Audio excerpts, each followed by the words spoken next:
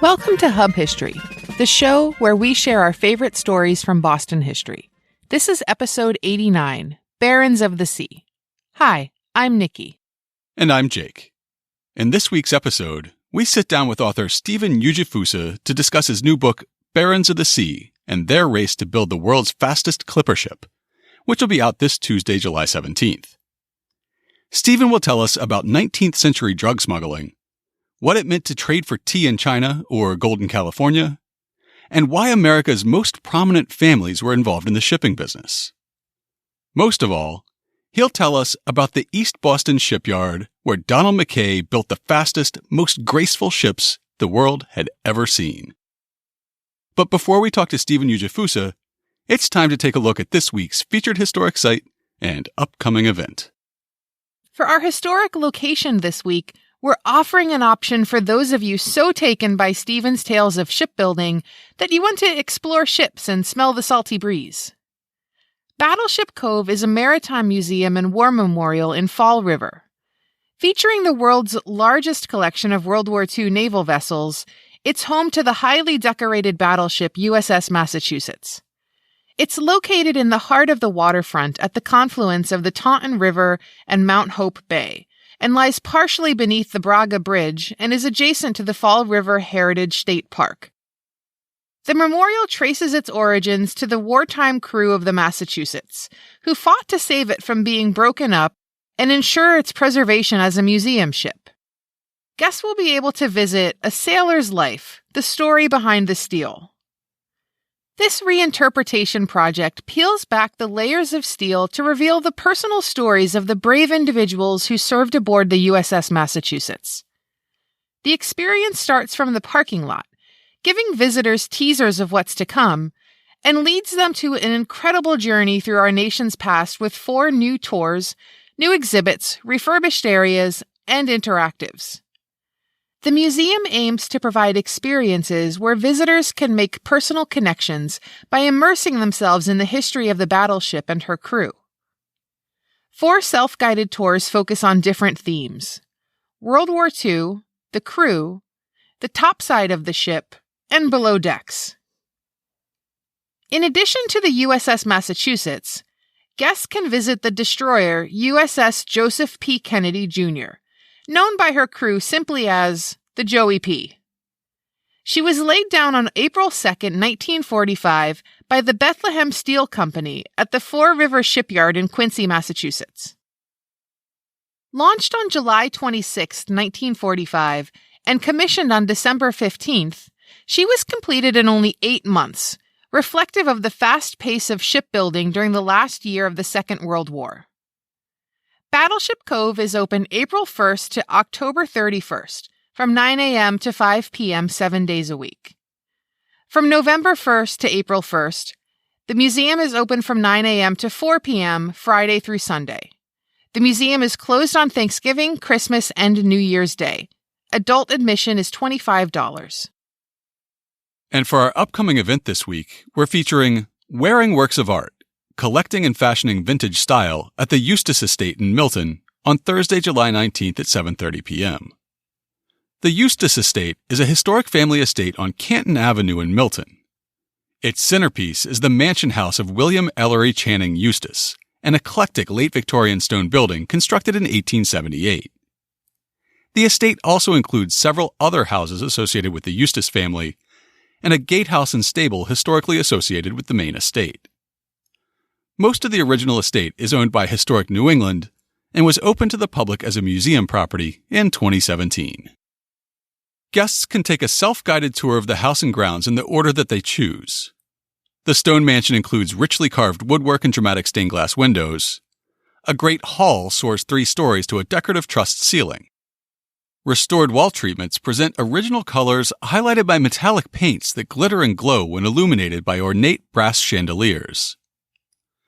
From the event's website, in connection with the special exhibition Head to Toe, Historic New England welcomes art historian and Egyptologist Dr. Colleen Manasseh Darnell for a lecture on crafting your own vintage style. Dr. Darnell wears vintage nearly every day, mostly from the 1920s, even while doing excavations in Egypt. Find out how to find the right eras for your personal style and how to make vintage workable for your everyday adventures. Enjoy refreshments and a 1920s-inspired drink and explore the house before the lecture. Streamline Antiques will be on hand with vintage wares to try on for yourself. To allow time to explore the special exhibition head-to-toe hat and shoe fashions from historic New England, doors will open at 6:30 p.m. Advance tickets are recommended and can be purchased online for $25. We'll post a link in this week's show notes. And now it's time for this week's main topic. All right, we're here today with Steven Ujifusa, the author of the new book coming out this Tuesday, Barons of the Sea and Their Race to Build the World's Fastest Clipper Ship. Steven, welcome to the show. Thank you so much for having me. Now, just to kick us off, can you tell us a little bit about your background and how you came to this topic, why you decided to write a book about this race to build fast, graceful clipper ships in the mid-19th century? Well, I've always been interested in ships in the sea since I could remember, ever since my grandmother told me the story of the Titanic when I was around 5 or 6 years old. And I was always a kid that built models of ships, of ocean liners, of sailing ships. Their complexity and beauty, these wonderful creations that had to balance speed, comfort. These were both ocean liners and clipper ships were the technological marvels of their time. They pressed the limits of what man could build. And I studied history in college at Harvard, so I have a connection with the Boston area. And I got my master's in historic preservation from the University of Pennsylvania after that. I was always drawn to these ships. I still remain drawn to these ships even after graduate school. And my first book, which was about the ocean liner, the SS United States, was about a transatlantic luxury liner built in 1952, and she was the fastest ocean liner ever built. She was larger than the Titanic, much safer, and she was designed by a truly visionary, driven, self-taught naval architect, also a Harvard dropout named William Francis Gibbs. And I sort of wrote about this era in world history and American history when the transatlantic liner was the symbol of technology, luxury, and speed, sort of the most complex object that mankind could fashion at the time. Sadly made obsolete very soon after her construction by the transatlantic jetliner in 1958. So when finishing A Man and His Ship, which came out in 2012, I was wondering about what topic would be a natural follow-up for a story about the SS United States. And I went back 100 years to the 1840s and 1850s, when the American clipper ship came on the scene and truly revolutionized world trade. These wooden vessels were built for speed rather than capacity.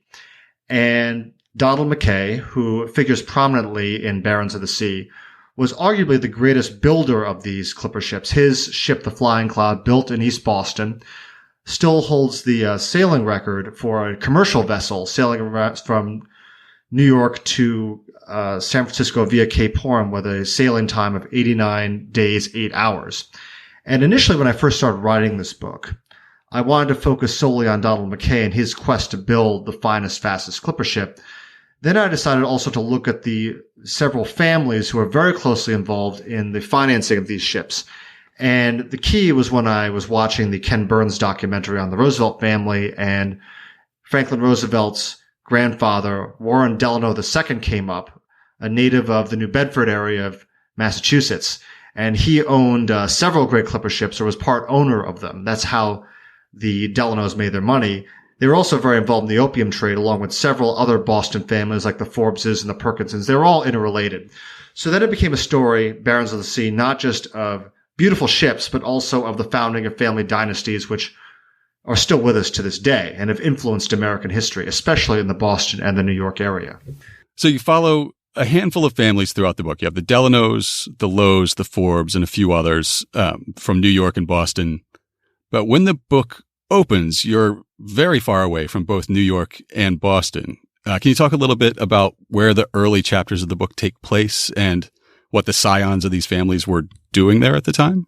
Well, I opened the book, first of all, at Warren Delano's Hudson River estate at Algonac, which is about 100 miles north of New York City in the town of Newburgh. And it is a retreat that he had built for himself on the Hudson where he could raise his family free from the cares of commerce and stress. And unfortunately, the crash of 1857, the panic of 1857, and the resulting financial fallout summons Warren Delano, who is in danger of losing everything, including his mansion, back to China, where he initially made his fortune. So then I flash back to the 1830s, where there's a young Warren Delano rowing in a rowing competition on the Pearl River in Canton, modern-day Guangzhou. This was the only city in China where Westerners, known as the Fankui, the foreign devils, were allowed to do business with China. And a number of these young men, such as Warren Delano, used family connections, used whatever they could to get a connection to go to Canton to make money in the tea and opium business. This was arguably the fastest way for a young man to make a fortune quickly at the time for a young American male. So, Steven, the era that this book takes place in, which is post-revolution and pre-Civil War, is an area that I think really gets glossed over in the standard American history curriculum. And I think it's an area that a lot of us don't know as much about. So can you set the stage a little bit as to why there's just this one city in China that's open to Westerners and kind of what their relationship was like between the East and the West at that time? Sure. Well, after the American Revolution ends, America still has its craving for tea. It's in many ways, it's tea that helped touch off the revolution with the Boston Tea Party.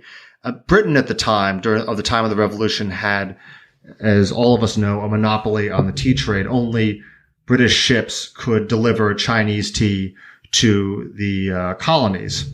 So when the revolution ended, Britain, of course, was not going to do business with its former colonies. So America still had this craving for tea. So in 1783, what do a group of American investors do? Well, one of the first things they do after the Treaty of Paris is formally done is they get together a consortium of investors to finance the construction and building of a ship known as the Empress of China to sail from New York to Canton. I'll refer to Guangzhou, which we know today as Canton, to sail there to trade for tea.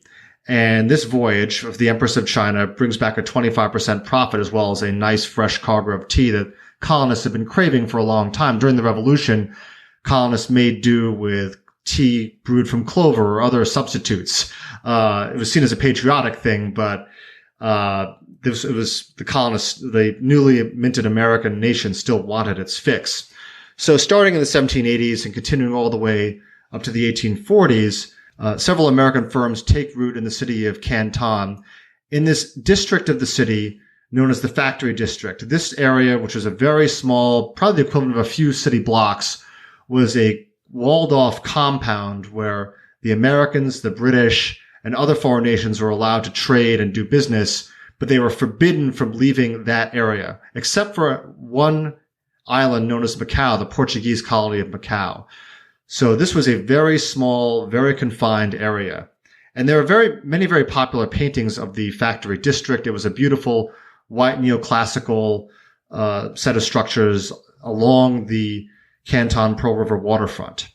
And this is where firms such as Russell and Company, which is where Warren Delano and the Forbeses eventually worked, this is where they did their business trading in tea.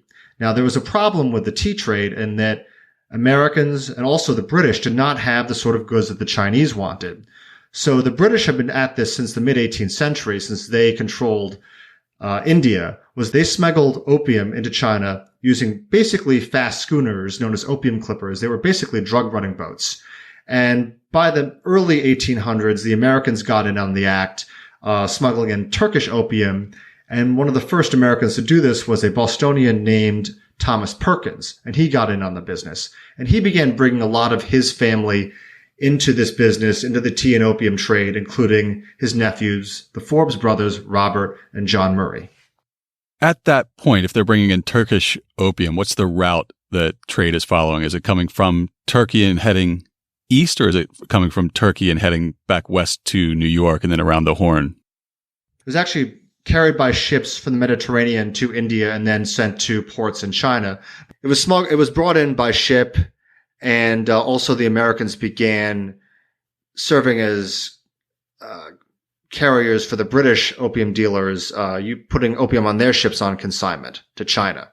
And then these opium smuggling boats would anchor off of Chinese ports that were forbidden, and there was a whole ritual where the customs official would come on board and say, "What are you doing here? You know you're only supposed to trade in Canton." And the captain aboard would say, "Oh, sorry, we're short of water. We're having some problems." And the customs official or Mandarin would say, "Okay, that's great. So how many opium chests do you have on board?" And they'd pocket the bribe. And then the Chinese smugglers would row to the opium clipper and bring the opium ashore. This is cataloged by William Hunter, who was a partner at Russell and Company, in his memoirs. And this is something that was kind of glossed over or explained away by a lot of these merchants. Warren Delano and Robert Forbes described the opium trade as a perfectly reasonable and honorable trade. And Forbes kind of added that all the best people in Boston did it anyway. This is a way to pay for the tea. Stephen, early in the book, you mentioned that both the shipping and the shipbuilding are really dominated by New York City in the early 19th century, but that a lot of the shipping concerns are actually owned by the New England Yankee families. So can you tell us how that happened and, really why did this take off in New York and not Boston? There's actually a mass migration of Yankee families to New York after the construction of the Erie Canal in the 1820s. It was a case of follow the money. You had people from Boston, you had people from New Bedford who might have been involved in whaling or also involved in the China trade. They saw which way the wind was blowing when it came to New York growing as a port. So you had families like the Delanos coming in from New Bedford. Warren Delano, after he spent his 9 years in China, settled in New York. You had the Grinnell family from New Bedford settling in New York. The Forbeses remained in Boston. But by the 1840s, New York shipbuilding was preeminent when it came to building these new clipper types. It wasn't until the late 1840s, 1850s that these ship-owning families in New York, but also in Boston, began commissioning the clipper type vessel from Boston yards. The first really prominent Yankee clipper was launched in 1850, and she was known as the Surprise. And she was owned by a New York house, A.A. Lowe and Brother, and the Lowes were involved in Russell and Company, the opium trading and tea firm. And she was launched from the yard of Samuel Hall in East Boston.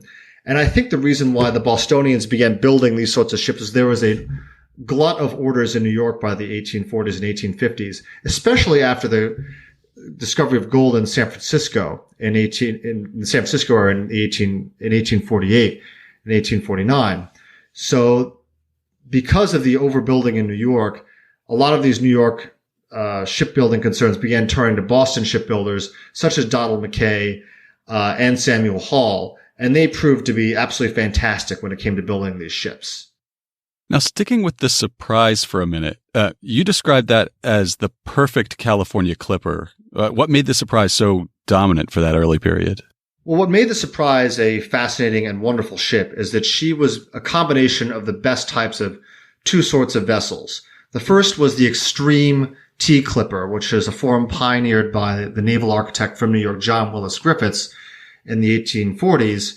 The extreme T clipper was a vessel that was sharp-ended, bow and stern, and also had a V-shaped hull. She was actually kind of based, this model of clipper was actually based on the opium clipper, the very fast type of opium schooner. And John Willis Griffiths theorized if you have a sharp bow, sharp stern, and a V-shaped hull, you will gain maximum speed. Well, the problem with that type of vessel is that they do not have a whole lot of cargo carrying capacity. So you sacrifice cargo carrying capacity for speed. So a number of these great T clippers, extreme T clippers, such as the Rainbow, which is John Willis Griffiths' first clipper, the legendary Sea Wish, which sailed from Canton, New York in the record-breaking time of 74 days. That's a record that still stands for a sailing vessel. They were absolutely fantastic vessels. But when the California gold rush occurred in the late 1840s, you had a problem because a vessel loaded with tea sails extremely well. It's a very lightweight cargo. But for the California trade, when you're sailing a vast vessel around Cape Horn, and was arguably the most punishing passage on the commercial passage on the high seas, a 10,000-mile journey around the infamous Cape Horn, you need a vessel that can carry a lot of cargo, but can also be fast and withstand some really tough storms. So what the Samuel Hall of East Boston did, and also what Donald McKay really perfected, was building a vessel with very sharp ends, but also a flat bottom, which granted much greater stability and also granted much greater cargo capacity. So the Surprise, which was built in 1850, she was owned by A.A. Lowe and Company. Abiel Abbott Lowe, the owner of the Surprise, was so happy with Samuel Hall's result that he gave him a very handsome bonus. And Samuel Hall, I think, was kind of at the launch of the Surprise on East Boston, was kind of showboating a bit, that he took up a dare that he could launch the Surprise fully rigged. That was something that wasn't done. Usually you did not raise the mast until the very end. You didn't rig the vessel to the very end. He launched the Surprise fully rigged, ready to go, and ready to be towed to New York. And there was a great big party in East Boston to celebrate this launch, and in she went into Boston Harbor with her mast fully raised, and she did not capsize. Yeah, the only ship launch we've described on the podcast in the past is the 1797 launch of the USS Constitution, which was very dramatic, but not for good reasons. It took 3 attempts to get it to successfully launch. It kept getting stuck in the ways, and the first, the President of the United States and the governor of Massachusetts are there, and all the dignitaries for the first attempt, and it slides 15 feet down the ways and sticks. Then a couple weeks later, they come back with a much smaller crowd of dignitaries and get it to slide another 20 or 30 feet and it sticks again. And then finally, almost a month after the first attempt to launch it, it gets into the water. I don't think anybody attended the third attempt. So I was really interested to read a different type of ship launching drama in your book. So what would a fully rigged launch look like? Well, you would have a clipper ship that would have masts up to 15 stories tall, perched on an angle on the launching ways in East Boston. You would have her draped in bunting. You would have tens of thousands of people coming to watch. You'd have boats in the water. She would be flying the American flag. These launches, first pioneered by Samuel Hall and later really brought to perfection by Donald McKay, who was a master of publicity. These were days that the city of Boston would be a city holiday. Work would stop so people could watch it. And yeah, there was always that risk factor of what if the ship capsized. The remarkable thing about these clipper ships is that they were launched, rigged, and loaded up with cargo without any trial voyages. This is not like, say, an ocean liner or a steamship many years later where you would have a trial voyage and you'd see how fast she can go, what her performance would be. No, they would load them up and send them off to San Francisco. A lot of Boston ships like the Surprise were completed, rigged, and then towed down to New York, usually by a very colorful and very famous steam tug called the R.B. Forbes, named after Robert Bennett Forbes of the Forbes family. Then she would be loaded up in New York and sent off to China or sent off to San Francisco. But these were dramatic events. You would have poetry readings. You'd have orations. In one case, there was a funny story when the clipper ship Staghound, which was Donald McKay's first true extreme clipper built for the California trade, she was being launched and she was pushed a little too early and she began sliding down the ways, and the person responsible for it screamed, "Staghound, your name is Staghound," and threw the bottle at the bow before it went out of reach, and his hat tumbled into the mudflats. So this was not a precise science. That's terrific. Now, you mentioned the steam tug, and that raises an interesting point. I'm always fascinated by this long period of overlap between sail and steam. And as we found out in last week's podcast, that extended well into even the 1940s. But this, a century before that, is much earlier in that overlapping period. So since steam vessels existed at this point, why is it that the sailing ships, the clippers, were dominating the trade with California still at that point? There's a very simple reason for why clipper ships dominated the China trade and the California trade is fuel.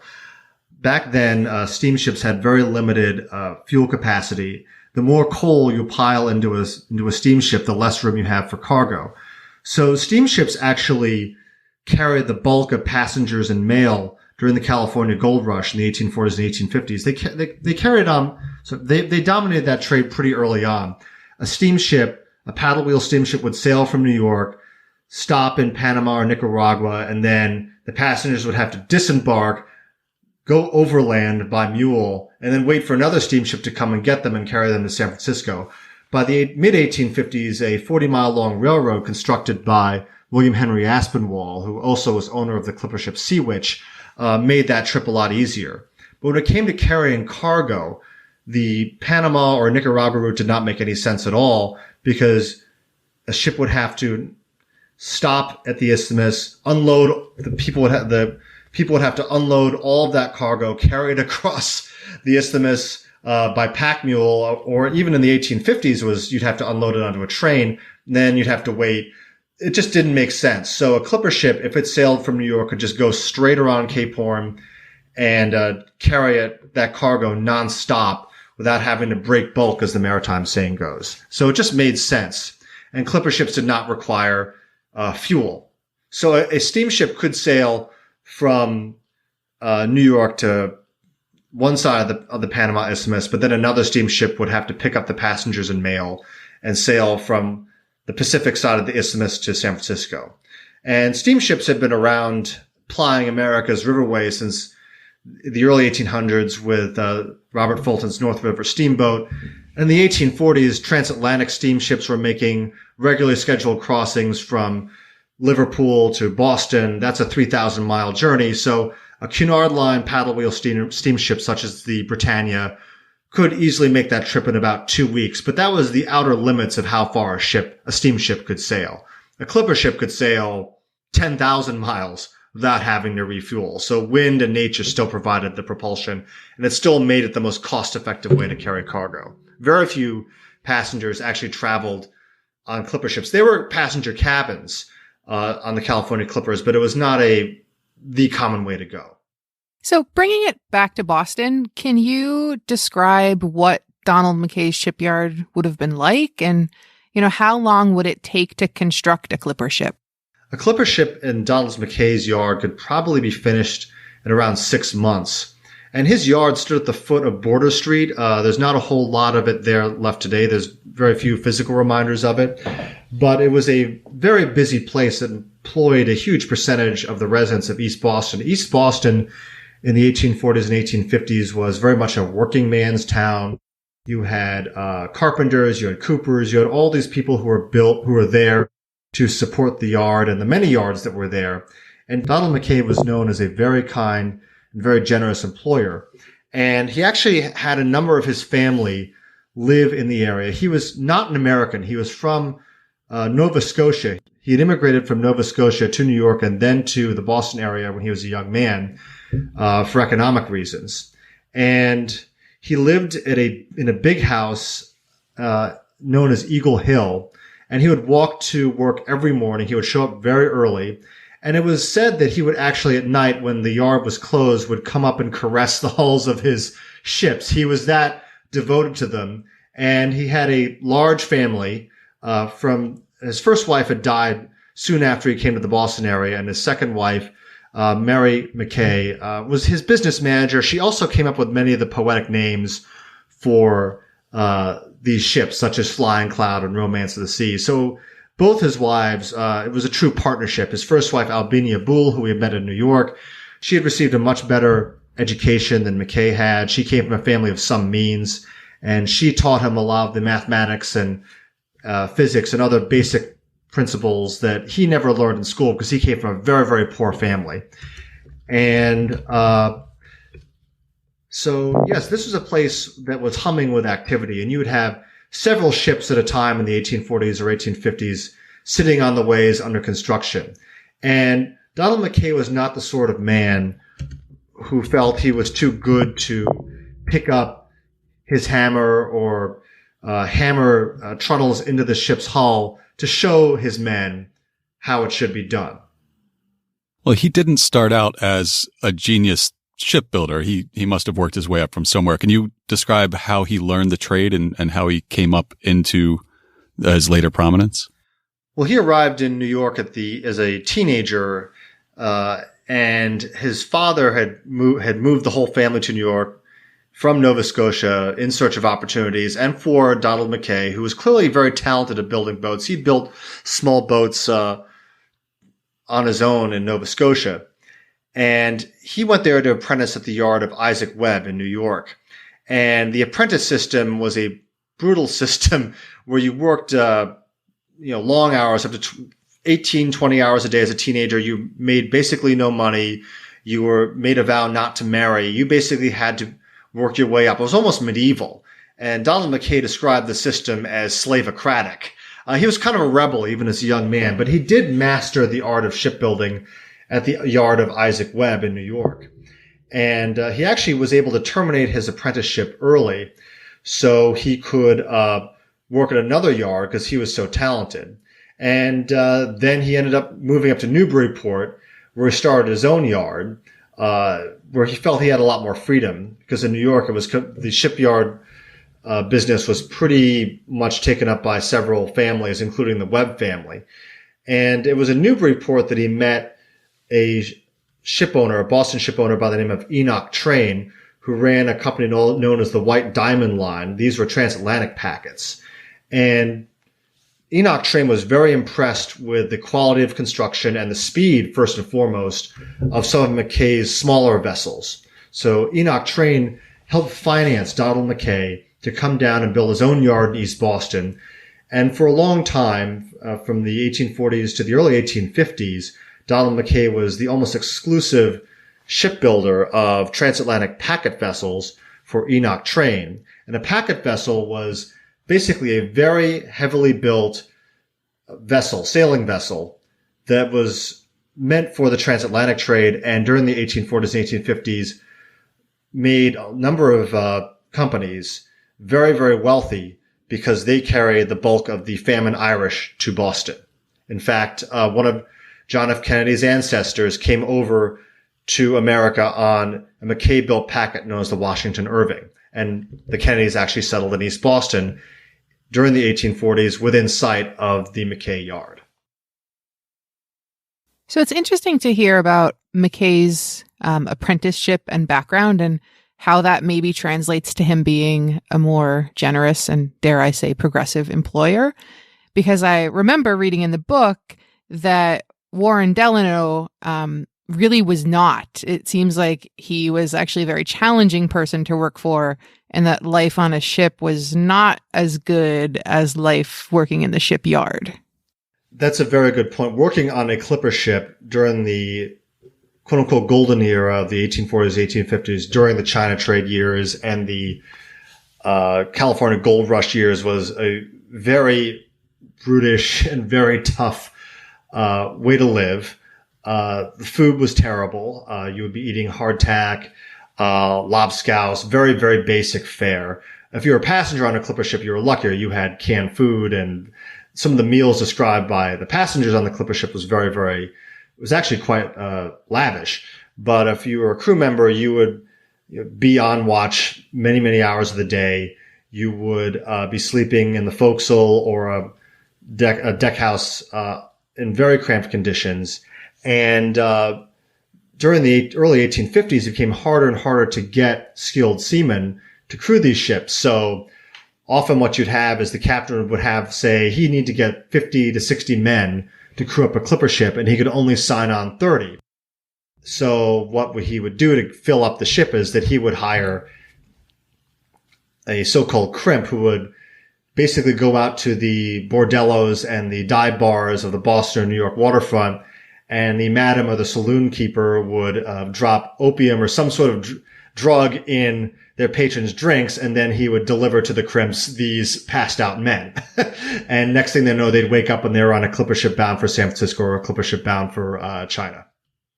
At least they didn't get knocked out and drugged through a tunnel like in Portland or Seattle.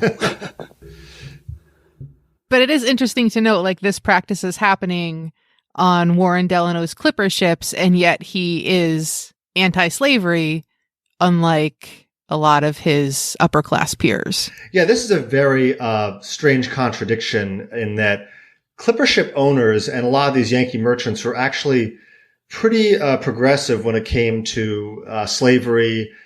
And Warren Delano did write that he felt that the black man was an equal to the white man, and he was very pro-union, very anti-slavery. But yeah, these clipper ship owners, such as Warren Delano, such as Abbott Lowe, and a lot of these very generous philanthropic men made their fortunes not just in clipper ships, but also in the opium trade, which wreaked havoc in Chinese society. Tens and thousands of Chinese would become addicted to this drug. And it was something that these men were shielded from. And it was also a time when opium use in patent medicines was very, very common in America as well. So opium was not seen as necessarily a bad thing, but to the Chinese, especially the Chinese government, they saw the havoc it was wreaking in their population. People were literally wasting away with this drug. It's interesting to talk about the 19th century opium trade. I know I've read some articles recently about how much of Boston philanthropy in the early days was underwritten by the proceeds of the opium trade locally. Yeah, it's a very interesting conundrum in a way. These Boston merchants, such as John Murray Forbes, Robert Bennett Forbes, and also in New York, people like Warren Delano, Abiel Abbott Lowe, they were very philanthropic and very generous to causes back at home. The Forbeses gave money to MIT. They gave money to a bunch of other wonderful Boston cultural institutions. Colonel Thomas Perkins, who was their uncle, who was one of the founders of these fortunes, one of the original partners of the firm that became Russell & Company, he donated a huge amount of money to what eventually became the Perkins School for the Blind. So back at home, these merchants were pillars of society, pillars of philanthropy. And also in many cases, in the case of Warren Delano and John Murray Forbes, they became very pro-union and quite anti-slavery, something that was not shared by other people in their circle, especially those such as the Lowell family or those that had their money in textiles. Because the textile Boston fortunes were so intimately tied to the slaveholding South. So related to the pro-union leanings of Warren Delano, you mentioned in the book that he once hosted John Brown for tea, and I have a real obsession with John Brown as a historical figure. Do you have any details on what that was like? Or yeah, sorry, that was John Murray Forbes. Oh, okay. Yeah. I was like, I don't think it was it was not Warren Delano. It was John Murray Forbes who was really became more of the act. He was sort of a later convert to abolitionism in the 1850s, but yeah, that makes sense. He was in Boston at that time. Yeah. So John Murray Forbes was in many ways a progressive, even though he was a very, very sharp businessman. He did host the controversial John Brown, who later went down in fame as the leader of the 1859 insurrection at Harper's Ferry. That must have shocked a lot of his peers, such as the Lowells, the Appletons, and the Lawrences, who were very economically dependent on the textile trade and cotton. These families were afraid that slavery would disrupt the cotton supply chain. But Warren Delano was actually a good quote from him. He said that we should have just laws for the colored man as well as the white man, which is a pretty amazing thing to say in the 1850s from a merchant of his class. Yeah, that's something that a radical abolitionist like William Lloyd Garrison would have said around the same time. So that's a bold statement for an upper class merchant for sure. Yeah, and John Murray Forbes also was a very big patron of Ralph Waldo Emerson. In fact, his son married Ralph Waldo Emerson's daughter, so a lot of that Forbes money ended up in the Emerson family. So Ralph Waldo Emerson always saw John Murray Forbes as a very benevolent, kind, and intellectually curious man. Even though John Murray Forbes had no formal college education, he went off to become a merchant as a very young man. My guess is that John Murray Forbes, when he came back to Boston, became one of the richest men, I think tried to cultivate people like Ralph Waldo Emerson as a kind of compensation for his lack of a formal college education. So I think a lot of these men, Warren Dell didn't go to college either. Neither did Abiel Abbott Lowe, and a lot of the Lowe money ended up at Columbia University. My suspicion is a lot of the impetus to give was not just out of social aggrandizement, but also as a way of sort of showing showing society that they were cultivated men, and maybe as a way of compensating for their lack of college education, even though they were very successful as Yankee merchants. Emerson said of John Murray Forbes, how little this man suspects with his sympathy for men and his respect for lettered and scientific people, that he is not likely in any company to meet a man superior to himself. And this is describing someone who had made his initial fortune in the opium trade and was invested in the clipper ship business. Now, Emerson's not the only leading light to have something to say about one of the characters in your book. There's also a section where you describe a poem written by H.W. Longfellow about Donald McKay himself. How did Donald McKay go from building Atlantic packets to rubbing elbows with people like Edward Everett, Daniel Webster, Henry Wadsworth Longfellow? Through being a public relations genius, he was unique among the shipbuilders of his era and the clipper ship builders to be a real master of publicity, of using the newspapers to advertise the constructions of his ship. He actually got a very well-known journalist on his side to basically describe the construction of these ships and the launches of these ships to get public interest. So McKay became very good friends with a journalist at the Boston Daily Atlas, and you can read some really fantastical and wonderful accounts of the construction and launching of these ships in the archives that are online of the Boston Daily Atlas. So the Boston Daily Atlas actually became kind of McKay's publicity mouthpiece. And through these descriptions, these newspaper descriptions, you can find them online, really went into extensive detail of the construction specifications of these ships. And these newspapers attracted notice. And I think McKay was just a very handsome, charismatic man. He kind of was this era in American history, the mid-19th century. This was sort of the Jacksonian era, the celebration of the common man, the working man. Donald McKay fit the part. He, as I said earlier, had no shame in working with his hands. He didn't try to be some hoity-toity aristocrat. He was very proud of his humble origins. He had these rough, calloused hands. He still worked in the shipyard. He was a very handsome man. He had this sort of poetic look about him. He had kind of a Byronic look about him. And so I think that was very attractive to people like Henry Wadsworth Longfellow. Even though McKay was a native of Nova Scotia, he was an immigrant success story. He built a house in East Boston, which he rather grandiosely named Eagle Hill, which still stands today. And he added he built that house with his own hands. It's a beautiful house. And it had 13 columns on the portico to signify the original 13 colonies. And he built it for entertaining. He built it for parties. He built it for his family. And it was here he entertained Daniel Webster. It was here he entertained Henry Wadsworth Longfellow, who in the 1840s wrote the poem The Building of a Ship, which is still known today. It was basically a celebration, an ode to Donald McKay.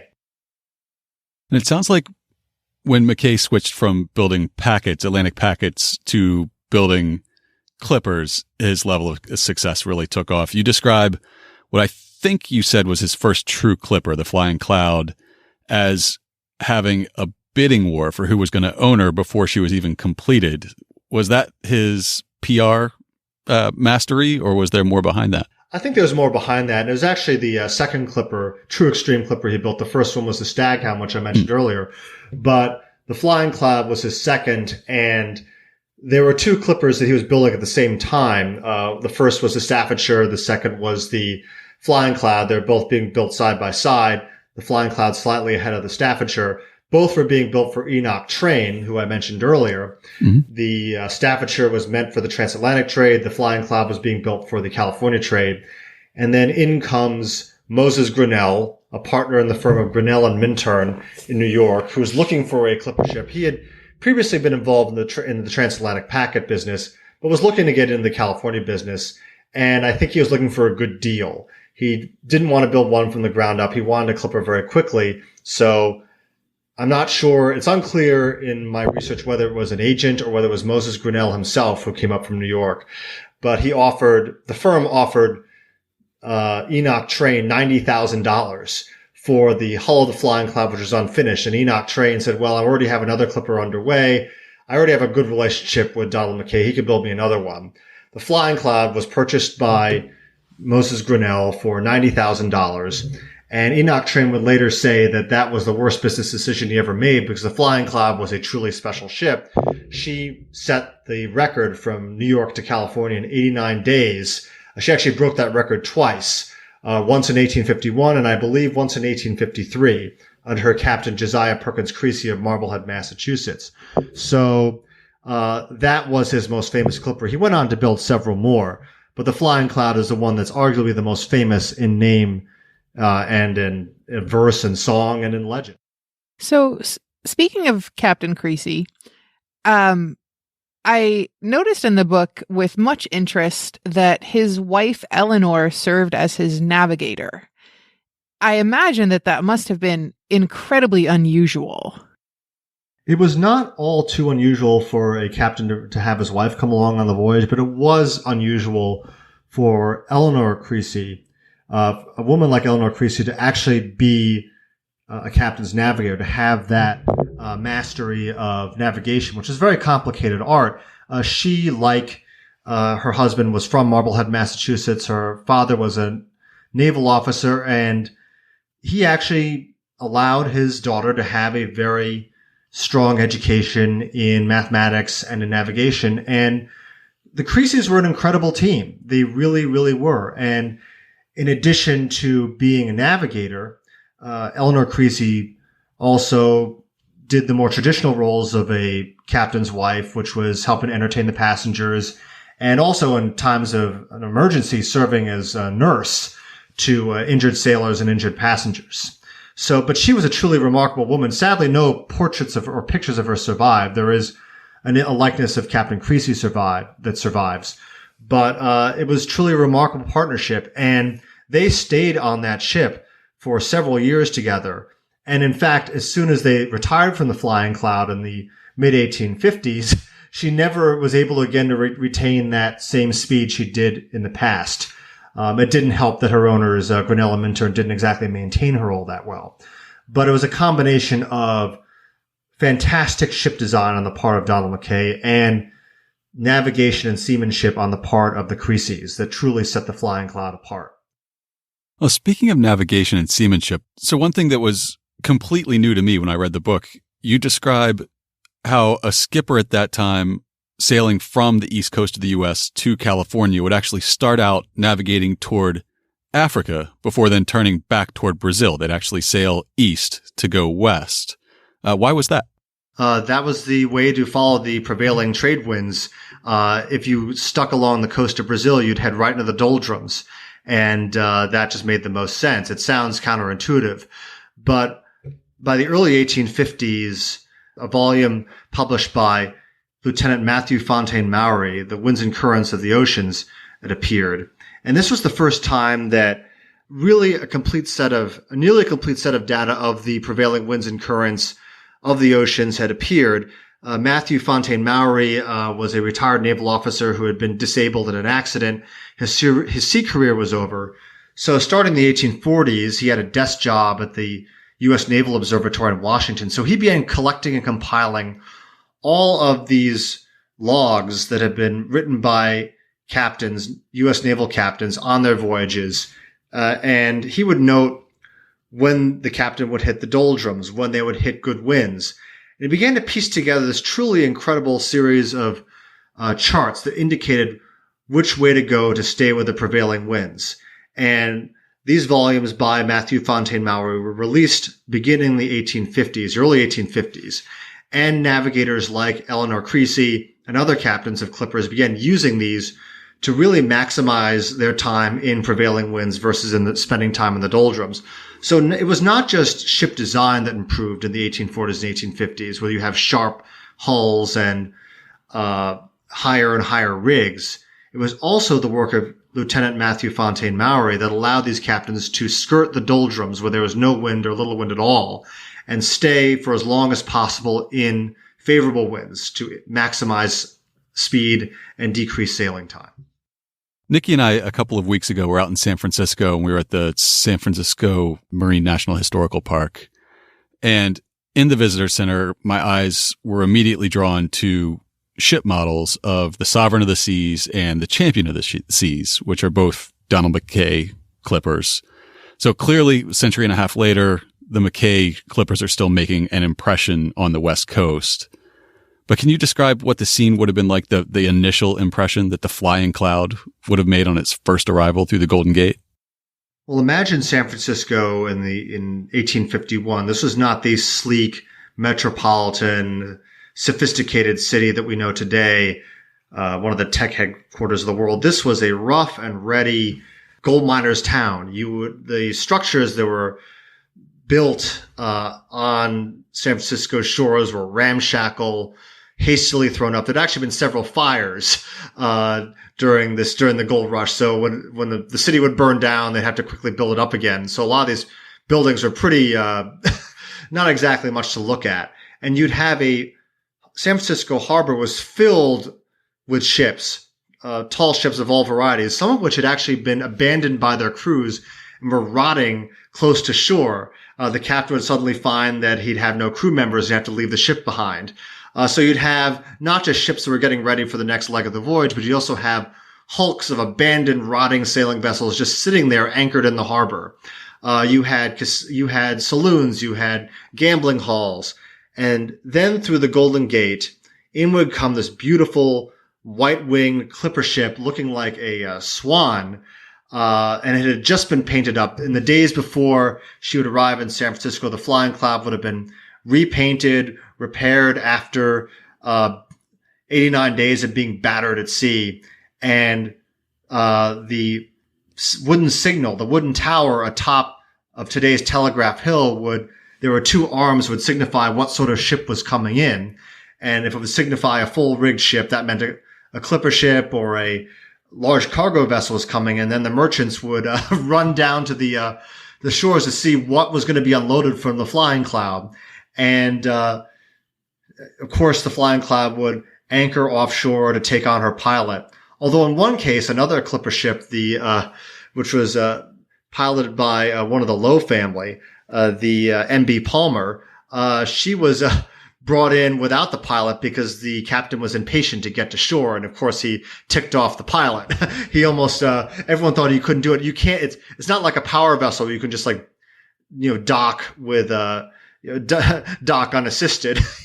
So, and there were steam tugs, but it was a truly remarkable sight. And the journalists at the time, when they saw a ship like the Flying Cloud come in, they commented, God, only a few years ago, a ship that would a sailing ship would be this ungainly, ugly tub that could sail as fast sideways, as fast as it could forward. And in you have come, because of the demands of commerce and the great advances of ship design, this magnificent vessel that looked like an apparition on the seas. It was so perfectly formed, so graceful, so tall and beautiful. And it was truly a remarkable thing. And of course, people were taking bets on which clipper would come in first. In fact, large sums of money were wagered in Boston, New York, and San Francisco on which clipper would come in first.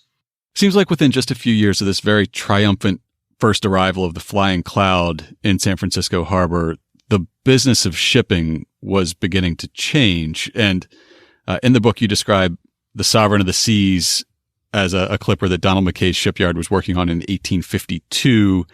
And you say that it was making people question McKay's sanity. Well, why was that? McKay was very much a believer in the bigger is better school. And there's a very simple rule of marine design that had been known for a century before McKay was active, that the longer the ship is, the faster its natural speed is. So he was thinking, well, in order to make them faster, I need to build them bigger. And he was building ships for the California trade. And he was thinking, okay, prices in California will remain high for a while, and I can make a lot of money, or my clients can make a lot of money. shipping more and more goods to California at faster and faster speeds. There were two things going on.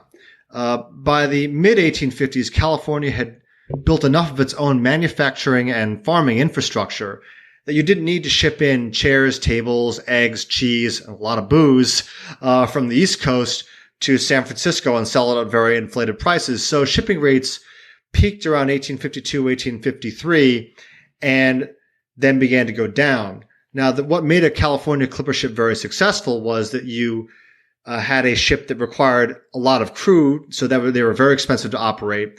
And they still sacrificed, even though they had flat bottoms, they still sacrificed cargo space for speed.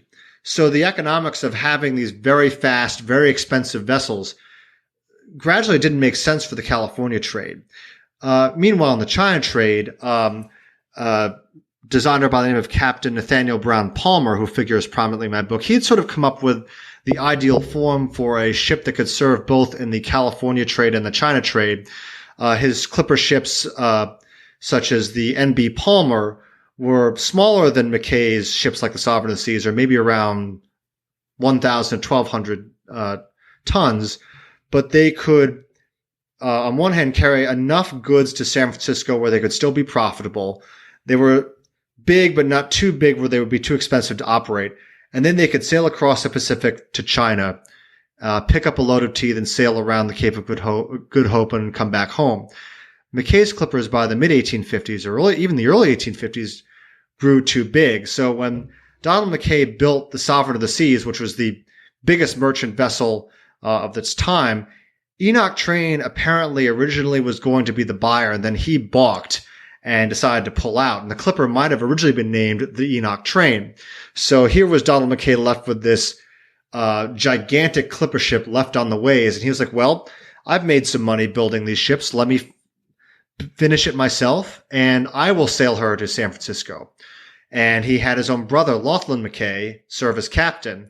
And she made a very successful journey to San Francisco. Eventually, she was sold to another merchant. And he said, okay, I made some money off of the Sovereign of the Seas. Let me build something even bigger and better. And that was the star-crossed Great Republic of 1853. Now, the Great Republic, I think, had two lives, in a way. Kind of a literal phoenix rising from the ashes. Can you talk a little bit about the fire that destroyed the Great Republic and then how she was revitalized after that? The Great Republic is one of the great what-ifs of maritime history. She was completed in 1853.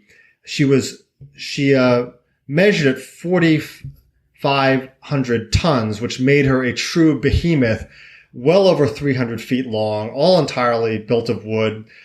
She was a mechanical marvel. She had a steam engine that would help raise and lower the yards. She could carry a good complement of passengers. And Donald McKay gambled everything on this ship. He basically bankrolled the ship himself. She cost approximately $300,000, which was a good-sized fortune back then. And the people of Boston just were so proud of this ship. When she was launched, Longfellow did read the famous building of a ship at her launch, and I'd like to read it in part. Thou too sail on, O ship of state, sail on, O Union, strong and great. Humanity with all its fears, with all the hopes of future years, is hanging breathless upon thy fate. We know what master laid thy keel, what workman wrought thy ribs of steel, who made each mast and sail and rope, what anvils rang, what hammers beat, in what a forge and what a heat were shaped the anchors of thy hope. In this poem, Longfellow is comparing ships like the Great Republic to the Union, the United States. So this was a big event for Boston. Unfortunately, and this is sort of sailor's bad luck here, or sailor's superstition, Donald McKay's son and some of his buddies broke into the storehouse and drank the champagne destined for the christening of the ship. So they had to use water, in fact, to christen the ship, which was seen, in retrospect, might be seen as a bad omen. But a bottle of water was broken over the ship's bow. She was completed. She was towed to New York, where she was to be loaded with grain, and she was destined actually to sail for Liverpool and then sail on to Australia, because McKay was now starting to build ships on commission for the Australian gold rush. Just before, the day before Christmas, December 24th, 1853, a fire breaks out at a bakery near the South Street neighborhood in New York City, and the fire spreads to the wharves, destroys several other ships, and then spreads to the Great Republic. She is burned and sunk at her berth. Nothing could be done to save the ship. Apparently, money is offered for people to climb up into the rigs and help extinguish the fire, but it does not. No one wants to climb up that high, and the ship is sunk at her berth. And what is left of her is left smoldering. And Donald McKay had not fully insured the ship. That's what he could afford, and he was absolutely broken by this. This was his dream magnum opus, destroyed. So he actually sells the wreck to the firm of A.A. Lowe & Brothers, which operates a number of clipper ships. And A.A. Lowe was actually a business partner of Warren Delano. And Warren Delano was also invested in the Lowe Brothers concern. The ship is raised and cut down into a smaller vessel, still very, very large. And she is operated as a pretty successful clipper ship for a number of years. But the tragedy is that no one would ever know how fast the Great Republic would have sailed as a 4,500-ton, four-masted, truly glorious clipper ship as Donald McKay had intended her to be.